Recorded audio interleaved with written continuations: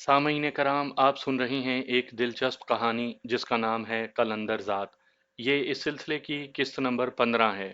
मुझे उम्मीद है आपको मेरी ये काविश पसंद आ रही होगी। आपने अगर अभी तक मेरा चैनल कहानी घर सब्सक्राइब नहीं किया तो अभी मेरे चैनल को सब्सक्राइब करके बेल नोटिफिकेशन ऑन कर लीजिए ताकि आने वाली हर नई कहानी की इत्तला बर वक्त आप तक पहुंच सके। मेहरा ने जसपाल से आहिस्तगी के साथ कहा, चलो निकलते हैं। वो दोनों उठे ही थे कि एक कांस्टेबल ने मेहरा से कहा, आपकी गाड़ी भी तो है ना साहब, उनको ले चलें। तभी मेहरा ने एक निगाह इंस्पेक्टर पर डाली और तंजिया लहजे में बोला, सॉरी, इन दोनों में से कोई मर गया तो तेरे इंस्पेक्टर ने सारा मुद्दा मुझ पर डाल देना है। जाओ जाकर कोई दूसरी गाड़ी तलाश करो। वो कांस्टेबल अजीब सी निगाहों से घूरता हुआ एक तरफ हो गया, जबकि इंस्पेक्टर ने उन्हें गुस्से में देखा। मेहरा ने उसके कोई परवाह नहीं की और आहिस्ता कदमों से चलते हुए थाने से वो लोग बाहर आ गए, जहां पर एक वैन को उन कांस्टेबलों ने घेर रखा था। उन्होंने ड्राइवर को नीचे उतारा हुआ था। एक उनसे बात करने लगा तो दूसरे थाने की तरफ लपके। मेहरा पार्किंग में अपनी गाड़ी के पास रुक गया, फिर जसपाल की तरफ देखकर बोला, तुमने अपनी गाड़ी में मेरे पीछे पीछे आना है। अगर मैं गुम हो भी जाऊं तो फोन पर राब्ता कर लेना। किसी भी गैर यकीनी सूरत हाल में वापस अस्पताल चले जाना। क्या ऐसी कोई खतरनाक बात है? उसने पूछा। मैं एक रिस्क लेने जा रहा हूँ, हो गया तो देखना। इतनी देर में उन दोनों हवालातियों को बाहर लाया गया। वो दोनों बेहोश थे और कांस्टेबलों ने उन्हें डंडा डोली के अंदाज में उठाया हुआ था। उन्हें वैन में लाकर फेंका तो वो चल दी। उस वक्त मेहरा भी उनके पीछे पीछे चल पड़ा। रश वाले इलाके से निकलते ही वो एक बड़ी सड़क पर आ गए। जैसे ही वो एक मोड़ मुड़ने के लिए आहिस्ता हुए, पीछे से आने वाली एक सफेद वैन ने उनका रास्ता रोकना शुरू कर दिया, यहाँ तक कि एक साइड दबाकर उन्हें रुकने पर मजबूर कर दिया। तभी वैगन भी रुक गई और उसमें से 5-6 नौजवान गन्ने लेकर बाहर आ गए। शायद कांस्टेबलों के जहन में भी नहीं था कि ऐसा मुमकिन हो जाएगा। एक नौजवान ने आगे बढ़कर साइड डोर खोला और उन्हें नीचे उतरने का इशारा किया। वो एक एक करके उतरने लगे। तब तक एक और नौजवान ड्राइवर को नीचे उतार चुका था। जैसे ही वो दोनों हवालाती अंदर वैन में रह गए, वो जवान वैन में बैठ गए। दोनों वैगनें चल पड़ी और वो कांस्टेबल और ड्राइवर वहीं खड़े मुंह तकते रह गए। जसपाल ये सब देख रहा था और समझ चुका था कि मेहरा ने क्या खेल खेला है, इसलिए धीरे से मुस्कुरा दिया। आगे दो वैगनें थीं, उसके पीछे मेहरा और उसके बाद जसपाल तेजी से जा रहे थे। अचानक हवालातियों वाली वैन सीधी निकलती चली गई और क्रॉस पर दूसरी वैन दाएं जानिब मुड़ गई और मेहरा बाएं जानिब चला गया। जसपाल को समझ नहीं आई कि ऐसा क्यों हुआ, लेकिन उसने मेहरा का ताक़ुब जारी रखा। तकरीबन 10 मिनट की ड्राइविंग के बाद वो एक ऐसी जगह आ निकले जहां बहुत कम आबादी थी। ज्यादातर फैक्ट्रियां थीं। उसे लगा कि यह फैक्ट्री एरिया है। मेहरा पुख्ता तार कोल वाली सड़क से उतरकर नीम पुख्ता रास्ते पर चल पड़ा और फिर एक फैक्ट्री के आगे जा रुका। अगले ही लम्हे गेट खुल गया और वो उसके पीछे पीछे अंदर चला गया। वो सफ़ेद वैन वहां पर खड़ी थी। कुछ ही देर के बाद वो एक हाल नुमा कमरे में थे जहां अच्छा खासा काठ कबाड़ पड़ा था। वहीं जमीन पर वो दोनों हवालाती पड़े हुए थे। चंद नौजवान उनके इर्द गिर्द खड़े थे। मेहरा को देखते ही एक ने कहा, सर, जगदेव को ले जाएं। डॉक्टर नहीं आया? उसने सवाल नजरअंदाज करते हुए पूछा। वो इस वक्त नहीं है, मगर डिस्पेंसर है, वो आ रहा है। लफ्ज उसके मुंह ही में थे कि एक अधेड़ उम्र सा बंदा वहां हाल में दाखिल हुआ। उसके पास मेडिकल बैग था। उसने आते ही उन दोनों को देखा जो इस वक्त होश में थे। पहले जगदीव की पट्टी वगैरह करो, इसे बाद में देखना, शायद इसकी जरूरत ना पड़े। मेहरा ने सर्द लहजे में कहा तो हमला आवर ने हसरत भरी निगाहों से मेहरा को देखा। डिस्पेंसर ने जगदीव को देखना शुरू किया तो मेहरा उस हमला आवर के पास बैठ गया। फिर सर्द लहजे में गुर्राते हुए बोला, देख, अब जिंदगी और मौत दोनों तेरे अपने इख्तियार में है। जो कुछ मैं पूछना चाहता हूं वो अगर सच बता देगा तो तेरी मरहम पट्टी करके तुझे अच्छा खाना दिया जाएगा और शहर में सुकून से छोड़ देंगे। और अगर नहीं बताएगा तो तुझे मारकर ऐसी गंदी जगह फेंकूंगा जहां पर कुत्ते तुझे नोच नोच कर तेरी शनाख्त ही खत्म कर देंगे। अब बोल, क्या करना है तुझे? मेहरा कहता जा रहा था और उस हमलावर की आंखों में वहशत के साथ साथ खौफ फैलता जा रहा था। वो चंद लम्हे सोचता रहा, फिर बोला, इंस्पेक्टर रणवीर, हम उसके लिए काम करते हैं। उसने थूक निगलते हुए कहा। तुम्हारा ताल्लुक फोर्सेस से है? मेहरा ने पूछा। नहीं, वो वक्तन फवक्तन हमसे काम लेता है और हमारी मदद करता रहता है, उसने कहा तो वो उठकर बोला, भगवान के लिए मेरा इतना जुर्म नहीं है जितना तुम नहीं जानते तुमने क्या किया है। खैर, अगर तुम्हारा कहा झूठ हुआ तो? मेहरा ने पूछा तो एकदम से वो मायूस हो गया। फिर घिघियाए हुए लहजे में बोला, आप तस्दीक कर लें। वो तो मैं करूंगा। तब तक तुम यहाँ हमारे मेहमान रहोगे। सच हुआ तो छोड़ देंगे, झूठ हुआ तो? जसपाल ये सब देख रहा था और सुन रहा था। जहन के किसी गोशे में ये ख्याल तो था कि रणवीर उसे नुकसान पहुंचाने के लिए ही उसके साथ जुड़ा हुआ है, लेकिन वो कानूनी तनाजुर में सोच रहा था। उसे ये गुमान भी नहीं था कि वो यूं गुंडागर्दी करेगा। उसकी रगों में खून तेजी से दौड़ने लगा था। उसका मन चाह रहा था कि अभी जाए और रणवीर सिंह को शूट कर दे। ताहम सोचने और उस पर अमल करने में कुछ फर्क जरूर है, और इसके लिए वक्त चाहिए होता है। आओ चलें। मेहरा ने उसका बाजू पकड़ा और बाहर की जानिब चल दिया। बाहर बरामदे में आकर जसपाल ने बड़े जज्बाती अंदाज में कहा, मेहरा, रणवीर पार्टी बन जाएगा ये तो मैंने सोचा भी नहीं था। जसपाल, तुम्हारे बारे में मेरा अंदाजा ये है कि तुम ना यहाँ की दोस्ती समझ सकते हो और ना ही दुश्मनी। यहाँ कानून की पासदारी नहीं है, सबसे पहले धर्म, फिर मफाद, और अक्सर औकात धर्म कहीं पीछे रह जाता है और मफाद ही सबसे पहले होता है। रणवीर किसकी लड़ाई लड़ रहा है? नर निकारियों के लिए, अपने डिपार्टमेंट के लिए, या कानून के लिए? मैं इस पर कोई तबसरा नहीं करता, लेकिन जो हकीकत तुम्हारे सामने आई है उस पर तुम खुद फैसला कर सकते हो। तो फिर फैसला ये है मेहरा कि मुझे पिंड ऊगी में ही रहकर सब कुछ करना है। जसपाल ने सर्द लहजे में कहा तो मेहरा चौंक गया। चंद लम्हे सोचता रहा, फिर बोला, बिल्कुल दुरुस्त। तुम अपनी जमीन और हवेली के बारे में फिक्र मत करना। जायदाद का मसला मुझ पर रहा। जब तक तुम बलजीत सिंह को अपने पांव के नीचे नहीं ले लेते, तब तक तुम जो भी करोगे ये तुम्हारा ताकुब करेंगे। ठीक है, जसपाल ने फैसला कुन अंदाज में कहा, और वहां से चल दिए। दोनों गाड़ी तक आए और आगे पीछे निकल गए। सपहर का वक्त हो गया था। मैं दिलबर के घर से निकल आया था। डीएसपी से बात करने के बाद मैं दिलबर के घर चला गया था कि जो लोग अभी वहां मौजूद हैं उन्हें मालूम हो कि दिलबर के लवाहिकीन के सर पर हम हैं। सपहर तक सारे मेहमान वगैरह जा चुके थे। जब सुकून हो गया तो मैं अपने घर की जानिब चल पड़ा। मैं पैदल ही जा रहा था। चौक में पहुंचा तो हस्बे मामूल बरगद के दरख्त तले काफी सारे लोग जमा थे। उनमें ज्यादातर नौजवानों ही की तादाद थी। मैं भी उनके पास जाकर एक चारपाई पर बैठ गया। तभी एक जोशीले से नौजवान ने मुझसे पूछा, जमाल, यार ये शाहजेब तेरे पीछे ही क्यों पड़ गया है? कहीं उस लड़की का चक्कर तो नहीं है? ये तुम्हारा चक्कर से मुराद क्या है? मैंने जवाब देने के बजाय उससे पूछ लिया। यही कि उसे वो पसंद आ गई हो जबकि वो तुम्हारे पास है। उस नौजवान ने कहा, नहीं ऐसी कोई बात नहीं। मैंने इनकार करते हुए कहा। तो फिर क्या बात है? उसने पूछा। बस 2-4 दिन ठहर जा, तुझे खुद ब खुद मालूम हो जाएगा। मगर ये जहन में रखो कि शाहजेब इतना घटिया नहीं कि वो उस लड़की की वजह से मेरा दुश्मन बन गया हो। मैंने फिर से इनकार किया तो एक संजीदा से नौजवान ने कहा, जमाल, पूरे गांव में ये तजस्सुस है, ना जाने कैसी कैसी अफवाहें घूम रही हैं। ये तो सच है ना कि जब से उस लड़की के नूर नगर में कदम पड़े हैं कत्लो गारत गिरी शुरू हो गई है। मैं तेरी सारी बातें मानता हूँ। मैं तो इसके चक्कर वाली बात का जवाब दे रहा हूँ। लड़की के बारे में शाहजेब की सोच वो नहीं है जो ये सोच रहे हैं। मामलात कुछ दूसरे हैं। ये सारी अफवाहें और तजस्सुस चंद दिन में खत्म हो जाएगा। मैंने इशारे में जवाब दिया। जाहिर है वो मेरी बात से मुतमईन तो होने वाले नहीं थे, इसलिए मुझसे पूछा, तुम्हारे साथ दुश्मनी का मामला क्या है? देखो, वो मुझे अपने बॉडीगार्ड बनाकर अपना गुलाम बनाना चाहता था। सरदार शाहदीन ने खुद मुझसे ये कहा है, मगर मैं ऐसा नहीं चाहता। मैं जो दूसरों को उनकी गुलामी से निकालना चाहता हूँ, उनका गुलाम कैसे बन जाऊं? मेरा इनकार उन्हें पसंद नहीं आया, इसलिए वो मेरे दुश्मन हैं। मैंने कुछ सच और कुछ झूठ का सहारा लेकर उन्हें मुतमईन करने की कोशिश की। मान ली तुम्हारी बात, लेकिन लड़की वाला किस्सा क्या है? उसी नौजवान ने बहस करते हुए कहा। कहा ना, 2-4 दिन में मालूम हो जाएगा। मैंने जिद होते हुए कहा तो वहां पर खामोशी छा गई। फिर इस बारे में किसी ने कोई सवाल नहीं किया।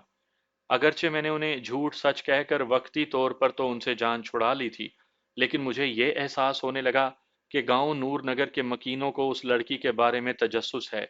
وہ جانتے ہیں کہ اس معاملے میں کہیں نہ کہیں سونی کا عمل دخل ہے۔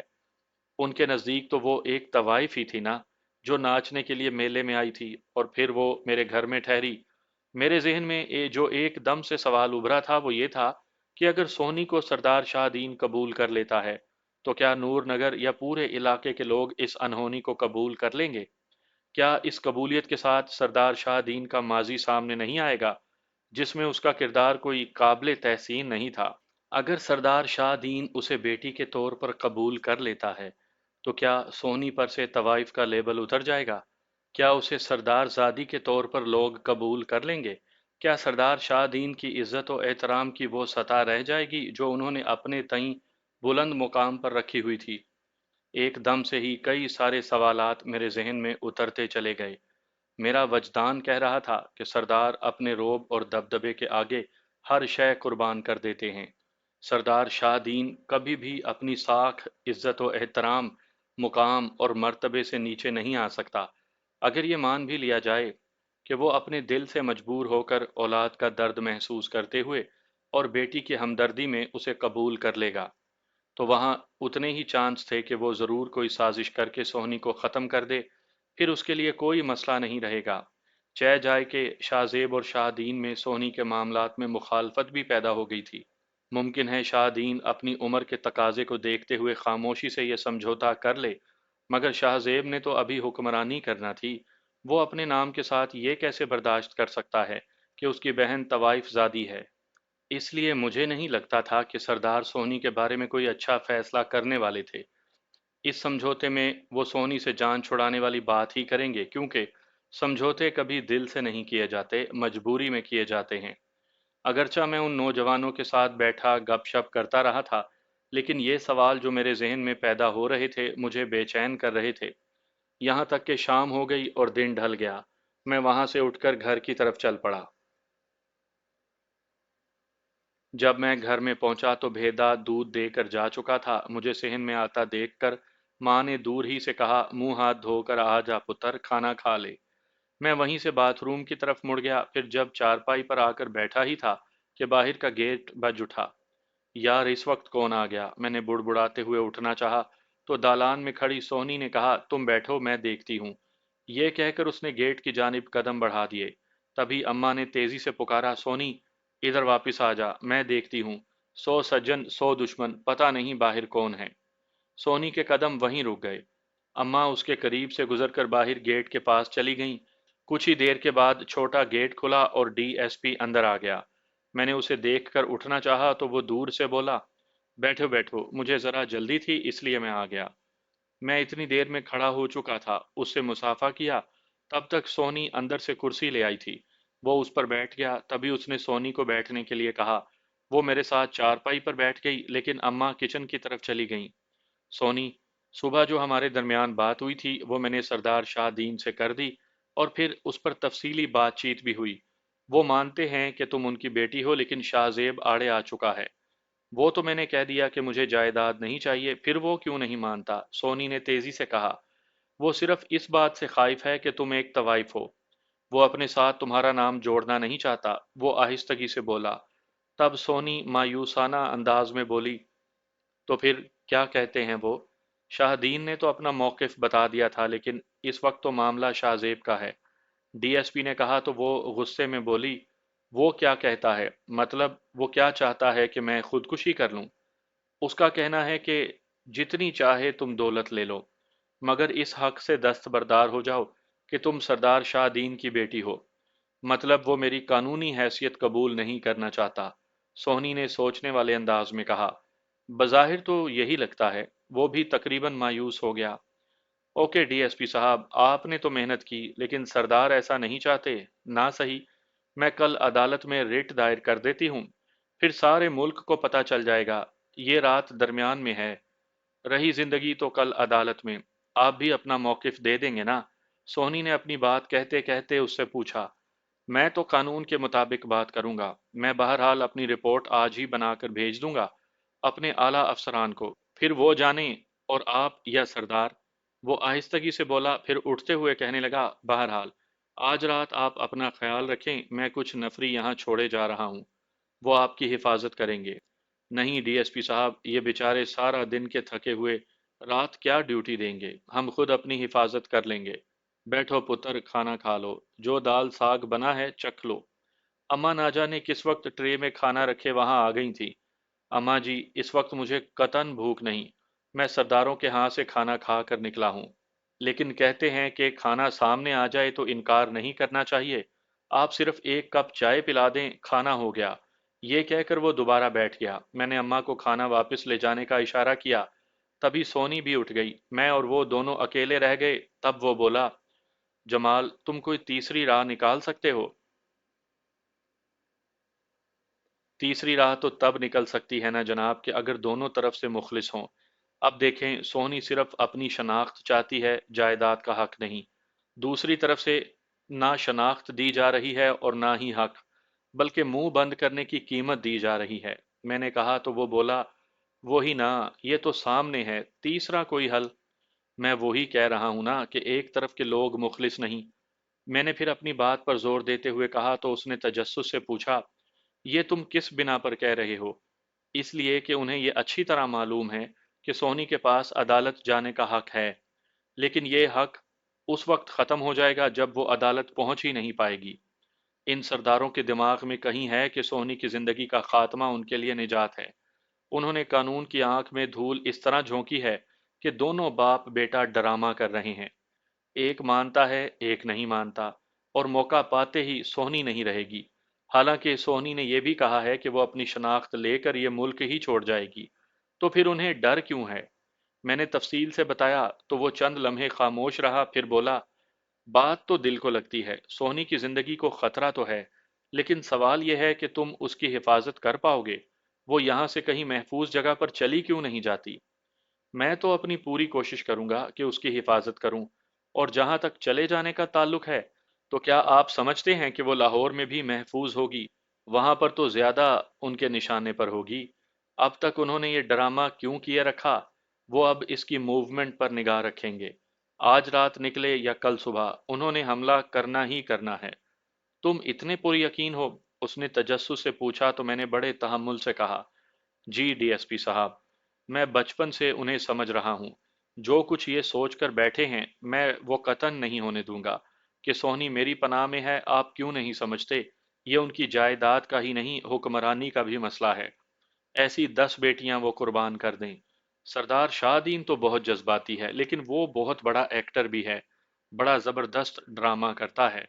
मैंने हंसते हुए कहा तो वो भी हंस दिया। इस दौरान सोनी चाय लेकर आ गई। वो आहिस्ता आहिस्ता सिप लेकर पीने लगा, फिर बोला, अब देखो, मुझे 100 काम हैं, लेकिन कल से उन्होंने मुझे उलझाया हुआ है। खैर, तुम लोग अपनी तरफ से दरखास्त लिख कर दे दो कि आपको सरदारों से खतरा है। मैं अब जाते हुए उन्हें पाबंद कर जाऊंगा।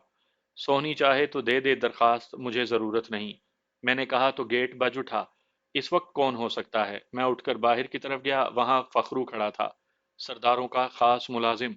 हाँ बोलो। डीएसपी साहब यही हैं? उसने पूछा। हालांकि वो अच्छी तरह चाय पीते हुए नफरी के लोग और गाड़ी देख चुका था। मैंने फिर भी तहम्मुल से जवाब दिया, हाँ हैं। मैं उनसे मिल सकता हूँ? आ जाओ, मैंने कहा और अंदर आने के लिए रास्ता छोड़ दिया। वो मेरे साथ ही चारपाई तक आया और फिर बैठ गया। डीएसपी उसकी तरफ देखते हुए बोला, बोलो, क्या कहना है? सरदार साहब कह रहे हैं कि जाते हुए हवेली की तरफ से होकर जाएं। क्यों? उसने कदरे तलखी से पूछा। जी, ये तो मुझे नहीं मालूम, उन्होंने पैगाम दिया। उन्हें कहो कि मैंने सारा दिन गुजार लिया उनके काम के लिए, अब मुझे और भी कुछ करना है। मैं उनका ज़ाती मुलाजिम नहीं। उन्हें बता देना कि मैं कल पूरे इलाके की खुद पंचायत बुला रहा हूँ। अपने ऑफिस में उन्हें भी आना होगा, क्योंकि मुझे कल तक हर सूरत में रिपोर्ट बनाकर भेजनी है। डीएसपी ने ना जाने क्यों ऐसा कह दिया। जी, वो शायद आपसे यही कहना चाह रहे हैं कि कल कागजात की तकमील करवा लें। सरदार साहब लिख देंगे जो चाहेंगे। फखरू ने झिझकते हुए कहा, जैसे उसकी चोरी पकड़ी गई हो। इससे पहले कि हम में से कोई बोलता, सोनी ने दालान ही से कहा, सुनो फखरू, जाओ और जाकर सरदार साहब से कह दो कि उसके पास सिर्फ 2 घंटे हैं। मैं डीएसपी साहब की मिन्नत समाजत करके इन्हें रोक लेती हूँ। अगर वो यहाँ आकर तय कर लें तो ठीक, वरना मैं इन्हीं के साथ वापस जा रही हूँ, फिर अदालत ही में मुलाकात होगी। मैं तो अपने बाप का पास कर रही हूँ, अगर मेरा बाप ही पास नहीं रखना चाहता तो फिर मैं क्या करूँ? बीबी जी, कानूनी तौर पर मामला तय करने में अदालती कागजात की ज़रूरत होती है ना? वो तो अब सुबह ही मिलेंगे। वो यही कहना चाह रहे हैं कि आपको भी और वो भी इन साहब के दफ्तर में बैठकर कागजात तैयार करवा कर, कागजात हैं मेरे पास, वो आएं और उन पर दस्तखत कर दें, बस। मैं इस सूरत में भी वापस चली जाऊंगी, यहाँ नहीं रहूंगी। सोनी के लहजे में गुस्सा सुलग रहा था। हाँ भाई, जाओ, मैं आधा घंटा यहाँ इंतजार कर लेता हूँ, तब तक आ गए सरदार साहब तो ठीक, वरना हर एक की अपनी मर्जी।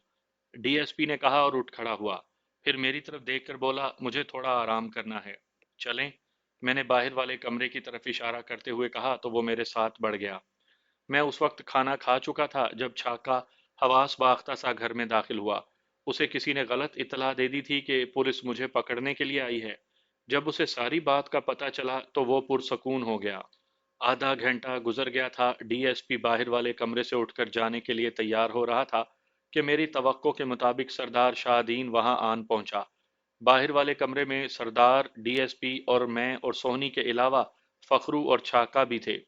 सरदार चंद लम्हे खामोश बैठा रहा, फिर गोया हुआ, मैं समझता हूं कि अगर बात अदालत और अदालत से मीडिया तक पहुंची, तब मुझे सोनी को अपनी बेटी करार देना ही पड़ेगा। लेकिन इसके अलावा मुझ पर क्या चार्ज होंगे, इन्हें मैं बखूबी जानता हूँ। शाहजेब को फक्त अपनी जायदाद दिखाई दे रही है, जो साख वो बचाना चाहता है, वो नहीं बचेगी। मैं पूरे दिल से सोनी को अपनी बेटी मानता हूँ। कल अदालत में जाकर जो कानूनी कार्रवाई मेरी बेटी चाहे, मैं उसके लिए तैयार हूँ। ये कहते हुए वो उठा और उसने अपनी बाहें फैला दी। यही वो नाजुक तरीन मरहला था जहां सोनी जज्बात में आकर कुछ भी फैसला कर सकती थी। मैं अच्छी तरह जानता था कि सरदार का ये फैसला बहुत सोच विचार के बाद किया गया है। वो बाप के गले लग कर रो रही थी। कुछ वक्त ऐसे ही गुजर गया। माहौल में सोगवारियत घुल गई थी। तभी वो उससे अलग हुई और अंदर की जानिब चली गई। मैं खामोश था। ठीक है सरदार साहब, कल फिर रिपोर्ट बनाकर मैं भिजवा दूंगा कि फ्रीकैन में समझौता हो गया है। आप कल आकर दस्तखत कर दें। रिपोर्ट बनाने में कौन सा वक्त लगता है, आप अभी बना लें, अभी दस्तखत कर देता हूँ, सरदार शाहदीन ने खलूस से कहा। तभी डीएसपी ने बाहर से एक इंस्पेक्टर को बुलवाया और उसे रिपोर्ट तैयार करने को कहा।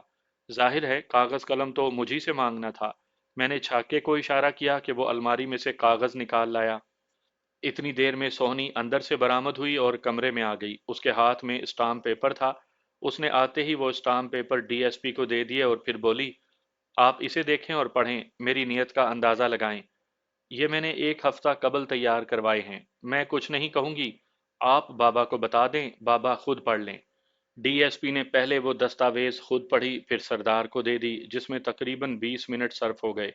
छाका कागजात का एक दस्ता लेकर आ गया था जो उसने इंस्पेक्टर को दे दिया। सरदार साहब, ये तो बड़ा माकूल मुतालबा है। ये आपसे शनाख्त मांग रही है, इसके अलावा कुछ भी नहीं, डीएसपी ने कहा। हाँ, मुझे कबूल करने में कोई इनकार नहीं, मैं अभी दस्तखत कर देता हूँ। बस शाहजेब से खौफ आता है कि वो इसे नुकसान ना पहुंचाए। ये चाहे लाहौर में रहे या फिर किसी गैर मुल्क में, मैं हर तरह से इसके साथ हूँ, रुपए पैसे की फिक्र ना करना, सरदार ने इंतहाई जज्बाती अंदाज में कहा। फिर दस्तावेजात पर दस्तखत कर दिए। कुछ देर के बाद इंस्पेक्टर ने रिपोर्ट तैयार कर दी। गवाहान में फखरू और छाका थे। डीएसपी और मैंने भी दस्तखत किए। यूं बड़े इत्मीनान से यह मरहला तय हो गया। डीएसपी खुश था कि उसने ये मार का मार लिया है और उसकी मेहनत रंग ले आई थी। तकरीबन 2 घंटे के बाद जब उठने लगे तो सरदार ने अपनी जेब से बड़े नोटों की एक गड्डी निकाली और सोनी को देते हुए बोला, ये रख लो, तुम्हारे काम आएंगे। सोनी ने बड़े आराम से वो गड्डी पकड़ी। उसमें से आधे नोट निकालकर इंस्पेक्टर की जानिब बढ़ा दिए। ये बाहर बैठे इन बेचारों के लिए हैं जो सुबह से, ये कहते हुए उसने जानबूझकर फिक्रा अधूरा छोड़ दिया। डीएसपी चंद लम्हे सोचता रहा, फिर उसने नोट ले लेने का इशारा इंस्पेक्टर को कर दिया। पहले सरदार शाहदीन निकला, फिर उसके बाद पुलिस वाले चले गए। सोनी बहुत पहले कागजात लेकर अंदर चली गई थी। छाके ने मेरी तरफ देखा और मुस्कुरा दिया। मैं भी मुस्कुरा दिया तो वो समझ गया कि मैं क्या चाहता हूँ। वो बाहर चला गया। मैंने दरवाज़ा लगाया और सहन में निकल आया। सोनी अम्मा के साथ लिपटी हुई बैठी थी। खुशी से उसका चेहरा खिला हुआ था। मुझे देखकर वो ठिठकी। मुझे लगा कि वो वारिफ्तगी में मेरे गले आ लगेगी, इसलिए बजाय उनके करीब जाने के छत की राह ली। کھلی فضا میں گہرے گہرے سانس لیتے ہوئے میں خود پر قابو پا رہا تھا۔ یہ بڑی تاریخی رات ثابت ہو رہی تھی۔ سردار شاہ دین کی وہ تمکنت، وہ غرور اور حکمرانی کا خمار ختم ہو گیا تھا۔ وہ بت پاش پاش ہو گیا جو خود کو منوانے کے لیے جبر کا ماحول بنائے ہوئے تھا۔ انسان آزاد پیدا ہوا ہے، اس پر حکمرانی کا حق صرف اور صرف اس کے تخلیق کرنے والے خالق کو حاصل ہے۔ جب خالق نے انسان کو اختیار دے دیا کہ وہ اس دنیا میں اپنی مرضی سے جیسے چاہے زندگی گزارے، تو انسان کو انسان پر حکمرانی اور جبر کا کوئی حق حاصل نہیں۔ یہ ٹھیک ہے اور درست ہے کہ چراغ سے چراغ جلتا ہے۔ اللہ کی حکمرانی قائم کرنے کے لیے جبر کرنا اس لیے غلط ہے کہ اہمیت کردار کو حاصل ہے۔ اعلیٰ کردار اپنی روشنی سے پورے ماحول کو جگمگا دیتا ہے۔ جبر کا راستہ وہی اختیار کرتے ہیں جن کے کردار میں خامیاں ہوں، لالچ اور مفاد پرستی کا بسیرا ان کے من میں ہو۔ میں یہی سوچ رہا تھا کہ سیڑھیوں میں آہٹ سنائی دی۔ میں نے گھوم کر دیکھا، وہاں چھاکا کھڑا تھا۔ اس نے اندھیرے میں مجھے دیکھ لیا تھا، اس لیے تیزی سے میری طرف بڑھا۔ ہاں بولو، کیا صورتحال ہے؟ جس وقت سردار شاہ دین یہاں آیا ہے، اس وقت دونوں باپ بیٹے میں بڑی گرما گرم بحث ہوئی ہے۔ شاہ زیب ہر حال میں سوہنی کو قتل کرنا چاہتا ہے۔ اس کا یہ خیال ہے کہ جب وہ ہی نہیں رہے گی تو اس کے ساتھ سارے ثبوت بھی ختم ہو جائیں گے۔ اگر کوئی انکوائری ہوگی، عدالتی معاملہ چلے گا تو یہ کوئی نئی بات نہیں، جب تک چلے گا بھگت لیں گے۔ اور سردار شاہ دین؟ میں نے پوچھا۔ وہ بڑا زیرک آدمی ہے، وہ اسے یہ سمجھانا چاہ رہا تھا کہ پھنکارتے ہوئے سانپ اور باولے کتے کو آزاد نہیں چھوڑنا چاہیے، وہ کسی لمحے بھی موت کا سبب بن سکتے ہیں۔ انہیں قابو میں کر کے جب چاہیں انہیں ختم کر دیا جائے۔ اسے معلوم ہو چکا تھا کہ سوہنی نے اس کے گرد جو حصار بنا دیا تھا، اسے فی الحال توڑنا بہت مشکل ہے۔ اگر توڑتے ہیں تو خود دنیا کے سامنے ننگے ہو جاتے ہیں۔ مطلب اس نے یہ سمجھوتا بیٹی کی محبت میں نہیں، اپنے بچاؤ کے لیے کیا ہے؟ میں نے پوچھا تو چھاکا بولا، بالکل۔ ایک طرف پولیس چڑھ دوڑی تھی تو دوسری جانب پورے علاقے میں بات پھیل جانے کا خوف۔ تیسرا، سونی کو ہمارا سہارا مل گیا۔ معاملہ سانپ کے منہ میں چھچھندر والا بن گیا۔ انہیں وہی کرنا پڑا جو سونی چاہتی تھی۔ ٹھیک ہے، اب شاہ زیب کہاں ہے؟ میں نے اپنے اندر ابلتے ہوئے لاوے کو قابو میں کرتے ہوئے پوچھا۔ وہ تو شام ہی سے ڈیرے پر ہے۔ اس نے جو بندے بلوائے ہوئے ہیں، اس کے ارادے خطرناک نہیں لگتے۔ چھاکے نے تشویش بھرے لہجے میں کہا تو میں نے آہستگی سے کہا، چھاکے، بہت عرصے بعد آج کی رات آئی ہے۔ میں جو کچھ آج کرنے جا رہا ہوں، اس کا میں نے بہت انتظار کیا ہے۔ میں جانتا ہوں کہ تو میرے لیے موت کے منہ میں بھی چھلانگ لگا دے گا، اس لیے میں نے کہنا چاہا مگر اس نے میری بات کاٹ دی۔ یہ کیا اول پھول بک رہا ہے تو؟ جو کرنا ہے بتا۔ چل ٹھہر پھر، میں نے اسے کہا اور چھت پر بنے کمرے میں چلا گیا۔ پسٹل تو میرے پاس تھا ہی۔ میں نے وہاں سے کچھ میگزین لیے، تیز دھار خنجر اٹھایا اور اسے اپنی پنڈلی سے بیلٹ کے ساتھ باندھ لیا۔ دو پسٹل مزید اٹھائے جن کی شاندار کارکردگی تھی، وہ لے کر میں کمرے سے باہر آیا، تالا لگایا اور دونوں پسٹل اور میگزین چھاکے کو تھما دیے۔ اس نے خاموشی سے وہ پکڑ لیے اور آنکھوں کے اشارے سے پوچھا تو میں نے جواب دیا، چل بائک نکال، پھر نکلیں۔ ہم دونوں ہی آگے پیچھے چھت پر سے نیچے آ گئے۔ اماں اور سونی ابھی تک صحن میں تھی۔ مضطرب سی سونی نے میری طرف دیکھا۔ میں جانتا تھا کہ وہ مجھ سے بہت کچھ کہنا چاہتی ہے، لیکن یہ وقت نہیں تھا۔ میں اسے نظر انداز کرتا ہوا چھاکے کے پیچھے باہر گلی میں آ گیا۔ وہ بائک اسٹارٹ کر چکا تھا۔ میرے بیٹھتے ہی وہ چل پڑا۔ چوک پار کرتے ہی اس نے پوچھا، جانا کدھر ہے؟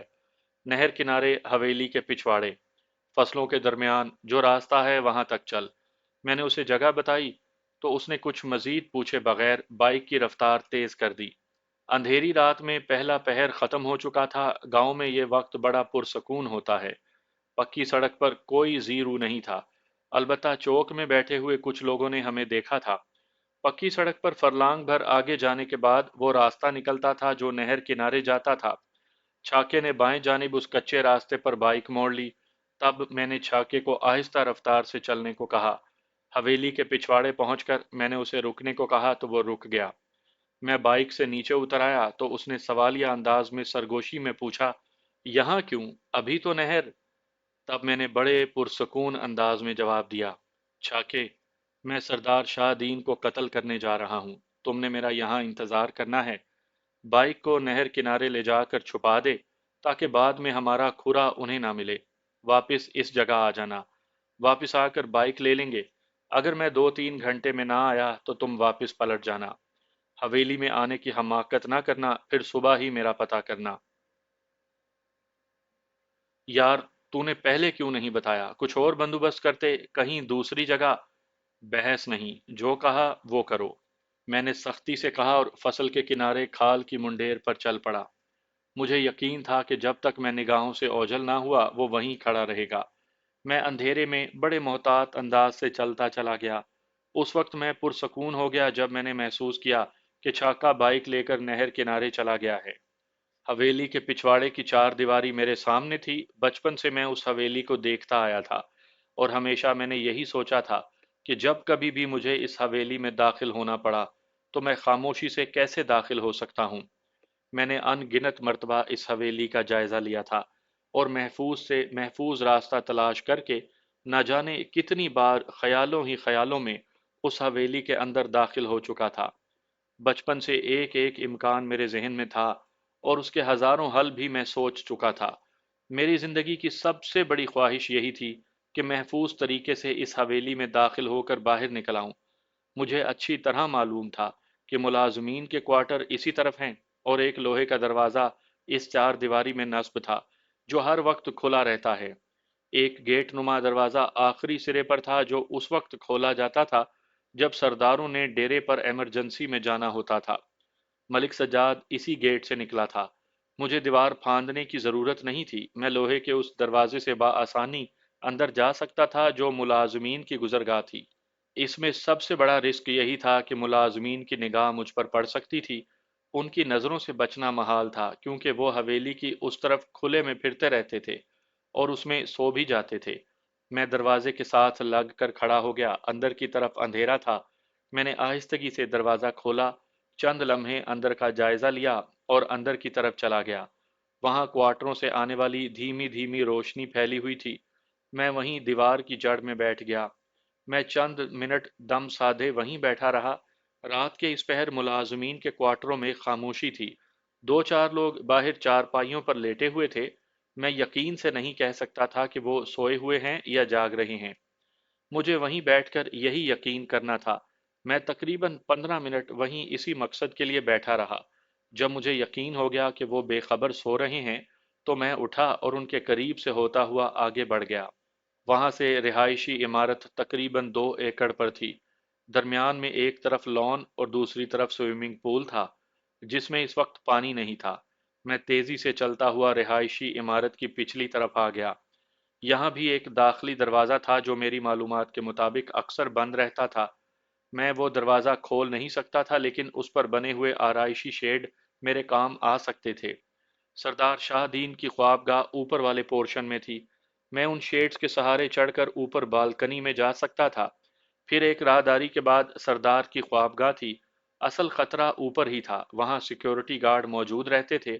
میں نے اپنی ساری ہمت مجتمع کی اور شیڈ میں انگلیاں جما دیں۔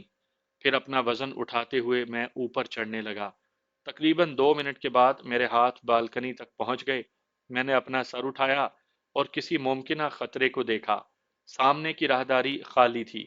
میں چشمے زدن میں بالکنی میں تھا اور اپنے حواس بحال کرنے کے ساتھ ساتھ سانسیں بھی درست کرنے کے لیے لیٹ گیا۔ کچھ دیر کے بعد میری سانسیں بحال ہو گئیں۔ میں اٹھا اور دبے پاؤں آگے بڑھتا چلا گیا۔ وہاں کوئی زیرو نہیں تھا۔ مجھے حیرت ہونے لگی کہ وہاں کوئی سیکیورٹی گارڈ کیوں نہیں ہے۔ کیا سردار اس وقت حویلی میں نہیں؟ کیا میری محنت ضائع چلی گئی؟ میں ایک دم سے پریشان ہو گیا۔ میں نے اگلے چند لمحوں میں خود پر قابو پایا اور مایوسی کو جھٹک دیا۔ راہداری میں اندھیرا تھا لیکن باہر سے چھن کر آئی ہوئی روشنی میں لوہے کی گرل صاف دکھائی دے رہی تھی۔ میں آگے بڑھتا گیا۔ مجھے اچھی طرح معلوم تھا کہ سردار شاہ دین کی خوابگاہ کس طرف ہے۔ میں اس راہداری میں آ گیا جہاں ایک طرف کمرے بنے تھے اور دوسری طرف لوہے کی گرل سے نیچے صحن صاف دکھائی دے رہا تھا۔ صحن میں کوئی نہیں تھا اور راہداری بھی خالی تھی۔ میں حیران تھا کہ ایسا سناٹا کیوں ہے۔ حویلی کے ملازمین کہاں چلے گئے؟ میں سب سے زیادہ سیکیورٹی والوں سے محتاط تھا جو ابھی تک مجھے دکھائی نہیں دے رہے تھے۔ مجھے دائیں جانب مڑنا تھا جہاں سردار کی خوابگاہ تھی۔ मैंने बड़े मोहतात अंदाज में सामने देखा। वीरान और खाली राहदारी में एक बल्ब जल रहा था। उसकी रोशनी थी जिससे लोहे की ग्रिल दिखाई दे रही थी। मैं तेजी से आगे बढ़ा और दीवार पर लगे हुए बोर्ड के तमाम स्विच ऑफ कर दिए, जिससे बल्ब बुझ गया तो अंधेरा छा गया। उससे चंद कदम के फासले पर ख्वाबगाह का दरवाजा था। मैंने दरवाजे पर हल्का सा दबाव दिया तो वो अंदर से बंद था। मैंने एक लंबी सांस ली और दरवाजे पर दस्तक दी। चंद लम्हों के बाद सरदार के खनकारने की आवाज आई। फिर धीरे से पूछा, कौन है भाई? जी, मैं छीना। मैंने आवाज बदल कर हल्के से कहा। छीना उसका बॉडीगार्ड था और हमा वक्त हवेली में ही रहता था। मैंने बचपन से अनगिनत मर्तबा उसकी आवाज सुनी थी। मुझे लगा कि मैंने उसकी आवाज की कॉपी ठीक कर ली है। अगले चंद लम्हों में दरवाजा खुल गया। मुझ पर निगाह पड़ते ही सरदार की भवें तन गई। जब तक वो कुछ समझता या कुछ कहता, मैंने दरवाजे में अपना पांव उड़स दिया, फिर पूरी कुवत से दरवाजे का पट अंदर की जानिब धकेल दिया। दूसरे हाथ से मैंने सरदार को धक्का दिया। वो लड़खड़ाता चला गया। वो घिघियाए हुए अंदाज में बोला, तुम पागल हो गए हो? क्या हुआ है तुम्हें? आराम से बिस्तर पर जाकर लेट जाओ, मैंने तुमसे कुछ बातें करनी हैं। मेरे ख्याल में तुझे मेरी बात समझ आ गई होगी। मैंने सर्द लहजे में कहा तो उसकी आंखें खौफ से फैल गईं। चंद लम्हे वो मेरी तरफ देखता रहा, फिर मुड़ गया। मैंने दरवाजे का लॉक किया और उसके बिस्तर पर चला गया जहां वो सुकून से लेट गया था। बोलो, क्या कहना है तुम्हें? उसने लरजती हुई आवाज में पूछा। तो मैंने बड़े सुकून से कहा, याद करो सरदार, उस वक्त को याद करो जब तूने जवानी के खुमार में मेरे बाप को कत्ल किया था। वो एक हादसा था, उसने लरजते हुए कहा। नहीं, वो हादसा नहीं था। तुमने जानबूझकर मेरे बाप को कत्ल किया था। अब तुम समझ गए होगे कि मैं तुमसे इतनी नफरत क्यों करता हूं। जमाल पुत्र, तुम्हें गलत फहमी हो गई है। सारा गांव जानता है कि वो एक हादसा था। अल्लाह बख्शे, तेरा बाप बड़ा पक्का निशानेबाज और बेहतरीन शिकारी था। वो तो मेरा बड़ा अच्छा दोस्त था। हमने जवानी का बड़ा हिस्सा साथ में शिकार खेलते हुए गुजारा है। और मेरे बाप ने तेरे बाप को ये जमीन दी थी, तुम्हें बहका दिया है किसी ने। उसने नरम लहजे में समझाया। नहीं सरदार नहीं, तुम झूठ बोलते हो। ये जमीन मेरे बाप ने उस वक्त बनाई थी जब ये किसी की नहीं थी। खुद अलॉट करवाई थी, हकूमत से। ये एहसान ना जिता। मैं मानता हूं कि मेरा बाप बहुत अच्छा शिकारी था। निशानेबाजी मुझे विरसे में मिली है। ये सच है, तुम दोनों ने बहुत शिकार किया, लेकिन वो तेरे जैसा बेगैरत नहीं था। ये तुम क्या कह रहे हो? वो तेजी से बोला। बचपन से मैंने इस तहकीक में वक्त गुजारा है सरदार। जिस वक्त मेरी माँ इस गांव में ब्याह कराई तो तूने अपनी नीयत बुरी कर ली। मेरे बाप के होते हुए कुछ हो तो नहीं सकता था। तूने मेरे बाप को गोली मार दी, बहाना कर दिया कि गोली भूल से लग गई है। सारी दुनिया झूठ बोल सकती है, लेकिन मेरी माँ झूठ नहीं बोल सकती। तुम गलत। खामोश बेगैरत, मैंने होंठों पर उंगली रख कर कहा। तुमने मेरी माँ को मजबूर करना शुरू कर दिया ताकि वो तेरी बात मान ले। मैं उस वक्त पैदा होने वाला था। तूने बड़ा इंतजार किया, लेकिन मेरी माँ ने सब्र से काम लिया। वो ना सिर्फ तेरे जुल्म सहती रही, बल्कि सब्र से आज के वक्त का इंतजार करती रही। क्या उसकी सिर्फ यही सजा थी कि वो एक मजबूर, बेवा और गरीब औरत थी? मैं अब तुझे क्या कहूं? उसने कहना चाहा तो मैंने उसके होंठों पर उंगली रख दी, फिर बोला, देख, कुदरत के खेल कितने निराले हैं। तूने मेरी माँ के बारे में अपनी नीयत खराब की थी, उस पर जुल्म किए, उसे मजबूर करते रहे। अब तेरी बेटी मेरे घर में है। मैं उसके साथ जो मर्जी करूं, तू मुझे रोक नहीं सकता। रोक सकता है? देख जमाल, वो मेरी जवानी की भूल थी, मैं बहक गया था। तू मुझे माफ कर दे और सोहनी को यहां से जाने दे। मैं तेरे पांव पड़ता हूं। सरदार ने मिन्नत भरे अंदाज में दोनों हाथ जोड़ते हुए कहा। यह तो कुदरत का खेल था, वरना मैं तुझे वैसे ही कत्ल करना चाहता था। मैंने कहा तो उसने हसरत भरी निगाहों से मुझे देखा और फिर बोला, तू मुझे मार दे, मुझे कोई दुख नहीं होगा, लेकिन वादा कर, मेरी बेटी को खराब नहीं करेगा, उसे यहां से दूर भेज देगा। मैंने कुछ नहीं करना सरदार, अब जो कुछ करना है तेरे शाहजेब ही ने करना है। मैं बड़े सब्र से उसे बर्दाश्त करता चला आ रहा हूँ, सिर्फ इसी दिन के लिए। सारी जिंदगी तेरे बच्चे कुत्तों की तरह जायदाद पर लड़ेंगे। चाहिए तो ये था कि तू जिंदा रहता और ये तमाशा खुद अपनी आंखों से देखता, लेकिन मेरा वादा है कि तूने मेरे हाथों मरना है। میں نے بڑے سکون سے کہا تو اس نے غیر محسوس انداز میں اپنا ہاتھ سرہانے کی طرف بڑھایا، جسے میں نے محسوس تو کر لیا مگر کچھ نہ کہا۔ میں یہ دیکھنا چاہتا تھا کہ وہ کرنا کیا چاہتا ہے۔ اگلے ہی لمحے اس نے اپنے سرہانے کے تلے سے پسٹل نکال لیا۔ میں ہنس دیا اور پھر ایک جھٹکے سے ہاتھ مارا تو اس کا پسٹل دور جا گرا۔ یوں اکیلے کو مارنا، بکواس بند کر۔ تو نے جو ظلم کیے ہیں انہیں یاد کر اور مر جانے کے لیے تیار ہو جا۔ میں نے کہا ہی تھا کہ اس نے شور مچانے کے لیے منہ کھولا۔ میں نے پوری قوت سے ایک گھونسا اس کے منہ پر دے مارا، پھر چشمے زدن میں پنڈلی کے ساتھ بندھا خنجر نکال لیا۔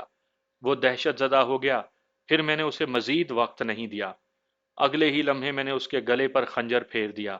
خون کی تیز دھار نکلی۔ میں بچتا ہوا اٹھ گیا۔ وہ اپنے بستر پر خرخراتے ہوئے تڑپنے لگا۔ میں بڑے سکون کے ساتھ اس کا تڑپتا دیکھتا رہا۔ میری ماں کی آہوں، سسکیوں اور آنسوؤں سے جو زخم میرے دل پر لگے ہوئے تھے، ان پر مرہم لگتا ہوا محسوس ہوا۔ وہ اپنی آخری سانسوں پر تھا اور میں اسے مرتا ہوا دیکھتا رہا، یہاں تک کہ اس نے ہچکی لی اور ساکت ہو گیا۔ اب میرے لیے وہاں ٹھہرنا فضول تھا۔ میں نے خنجر کو پنڈلی کی بلٹ میں اڑسا، پسٹل نکالا اور باہر کی طرف لپکا۔ میں نے پوری احتیاط سے دروازہ کھولا، پھر راہداری میں جھانکا، وہاں کوئی نہیں تھا۔ میں جس راستے سے آیا تھا اسی طرح واپس پلٹنے لگا۔ بالکنی سے اتر کر میں بھاگتے ہوئے ملازمین کے کوارٹرز تک گیا۔ وہ اسی طرح سکون اور مزے سے سو رہے تھے۔ میں نے لوہے والے دروازے کو کھولا اور حویلی سے باہر آ گیا۔ باہر گھپ اندھیرا تھا۔ مجھے احساس نہیں تھا کہ میں نے حویلی میں کتنا وقت گزارا تھا۔ مجھے یقین تھا کہ چھاکا وہیں کہیں ہوگا۔ میں تیزی سے فصلوں کے درمیان سے ہوتا ہوا کچی سڑک تک گیا، جہاں سامنے ہی چھاکا کھال کی منڈیر پر بیٹھا ہوا تھا۔ مجھے دیکھتے ہی کھڑا ہو گیا۔ اس نے سرگوشی میں ہنکارا بھرا۔ اس کا مطلب تھا کہ میں کیا کر کے آ رہا ہوں۔ تب میں نے آہستگی سے جواب دیا، مار دیا سردار کو، اب چل نہر کنارے۔ اس نے میری بات کا کوئی جواب نہیں دیا اور نہ ہی کوئی تبصرہ کیا، فوراً پلٹ گیا۔ ہم آگے پیچھے تیزی سے فصلوں کے درمیان چلتے چلے گئے، یہاں تک کہ نہر کنارے اس جگہ آ گئے جہاں چھاکے نے بائک چھپائی ہوئی تھی۔ اس نے جلدی سے بائک نکالی، سٹارٹ کی، تب تک میں پیچھے بیٹھ چکا تھا۔ اس نے بائک بڑھا دی۔ ہم نہر کنارے چلتے ہوئے نور نگر کا چکر کاٹ کر دوسری طرف سے گاؤں میں داخل ہو گئے۔ گاؤں میں سناٹا تھا۔ میرا خیال ہے تو گھر میں نہ سو، میری طرف آ جا، چھاکے نے صلاح دی۔ نہیں، اس طرح شک ہو سکتا ہے، میں گھر ہی رہوں گا۔ میں نے کہا تو راستے میں چھاکے کا گھر آ جانے پر اسے اتارا، پھر میں اپنے گھر کی جانب بڑھ گیا۔ اندھیرے گاؤں کی سنسان گلیاں پار کرتا ہوا میں اپنے گھر کے دروازے پر جا پہنچا۔ گیٹ اماں ہی نے کھولا۔ میں بائک لیتا ہوا صحن میں چلا گیا۔ بائک کھڑی کر کے میں واپس پلٹا تو اماں کے ساتھ سونی دالان میں تھی۔ وہ دونوں ہی سوالیہ انداز میں مجھے دیکھ رہی تھی۔ میرے کپڑوں پر جا بجا خون کے چھینٹے تھے۔ میں نے پنڈلی سے بندھے ہوئے بلٹ میں سے خنجر نکالا جو اب بھی خون آلود تھا۔ وہ میں نے اپنے ہاتھ پر رکھتے ہوئے کہا، ماں، یہ خون اس بے غیرت انسان کا ہے جس سے بدلہ لینے کا سبق تو نے مجھے بچپن سے دیا تھا۔ مار دیا میں نے سردار شاہ دین کو۔ یہ کہتے ہوئے میں نے اماں کے چہرے پر دیکھا جہاں جیت کی خوشی کا خمار تھا۔ ماں کے چہرے پر خوشی کا وہ اظہار تھا جس میں کسی مقصد کی تکمیل کا عنصر ہوتا ہے۔ دنیا میں بہت کم لوگ ہیں جو اپنے مقصد کی تکمیل اپنی زندگی میں دیکھ پاتے ہیں، اور اس خوشی کا سرور وہی جانتے ہیں۔ ایسا ہی کچھ اس وقت میری ماں کے چہرے پر تھا۔ اس لمحے میں نے سونی کے چہرے کی طرف دیکھا۔ وہ سرخ تھا، گال حد سے زیادہ سرخ تھے، آنکھیں بھیگی ہوئی اور لب بھینچے ہوئے۔ سردار شاہ دین کچھ بھی تھا اور کیسا بھی تھا، آخر اس کا باپ تھا۔ اس کا دکھ فطری تھا۔ وہ ایک لفظ بھی نہ کہہ پائی تھی۔ میں اس کے باپ کا قاتل اس کے سامنے قتل کا اظہار بھی کر رہا تھا۔ یہ بہت جذباتی لمحات تھے۔ میں وہاں زیادہ دیر نہیں رکا۔ میرے ہاتھ میں خنجر یوں ہی پکڑا ہوا تھا، تبھی میری ماں نے ہولے سے کہا، جا، اسے صاف کر کے اپنا آپ بھی دھو لے، اس کا غلیظ خون تمہارے بدن پر نہیں ہونا چاہیے۔ میں نے سنا اور سونی کی طرف دیکھے بغیر باتھ روم کی طرف چل دیا۔ میری ماں نے مجھے وہیں کپڑے دے دیے اور پرانے کپڑے لے جا کر انہیں آگ لگا دی۔ یہ مجھے اس وقت پتا چلا جب میں باتھ روم سے باہر آیا۔ کپڑے جل چکے تھے۔ میں اندر نہیں گیا۔ مجھے سونی کا دکھ کا احساس تھا، مگر میں اسے کوئی دلاسا نہیں دے سکتا تھا، اس لیے میں اپنی جائے پناہ چھت پر چلا گیا۔ وہی میرے لیے سکون کا گوشہ تھا۔ میں نے سارے ہتھیار اپنی جگہ واپس رکھے، اپنا پسندیدہ پسٹل لیا اور چھت پر پڑی چارپائی پر آ لیٹا۔ اس وقت میں اپنے اندر اتری ہوئی طمانینت کو محسوس کر رہا تھا۔